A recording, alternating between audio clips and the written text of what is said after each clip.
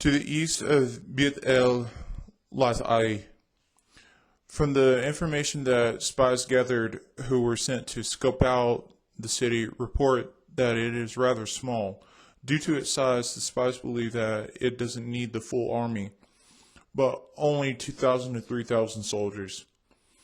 After the attack is over, 1,964 to 2,264 soldiers return alive, carrying the bodies of their 36 fallen comrades. With great mourning and torn clothes, Joshua calls upon the king, the Lord, Adonai, to explain why this has happened. The answer is that there has been a great sin that is manifested in the camp.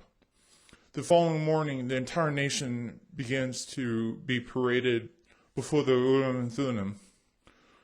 When Yehuda marches before them, the flame tilts toward the Urim, at which point they are pulled out of the nation and paraded.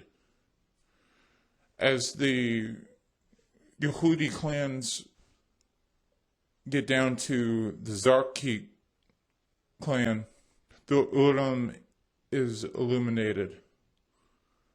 Upon the Zaraki being paraded by household, the Urim tilts or is lit up when Achan walks in front of it.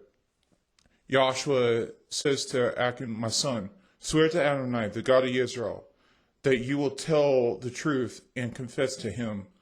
Tell me now, what did you do? Don't hide anything from me." Within the hour, men come back with the loot after his confession.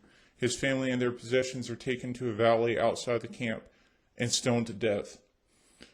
The stones are piled upon them as a monument to his trouble that he caused the nation, and they named the valley after him, the Valley of Achor, meaning trouble or distress.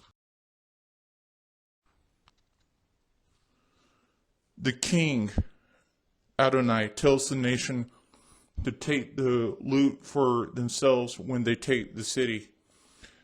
Leaving with 30,000 soldiers, Joshua orders them to stay in a valley near the city in order to surprise the abandoned city. Meanwhile, he plans to lure the city's garrison out with a small army of 5,000 soldiers.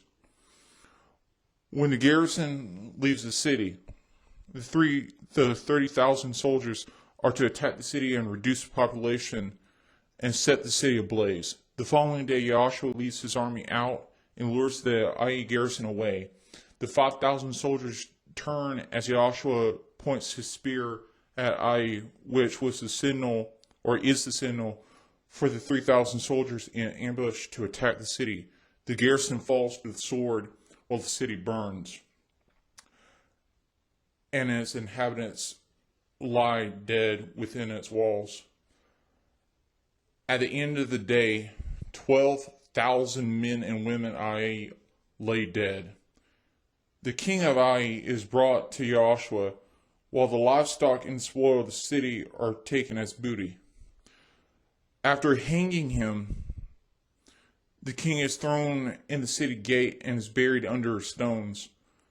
The nation of Israel divides at the foot of Mount Gerizim and the foot of Mount Abal to consecrate the land to the King of the universe. Upon Mount Ebal, Joshua builds an altar of uncut stones, upon which they offer burnt sacrifices and sin offerings.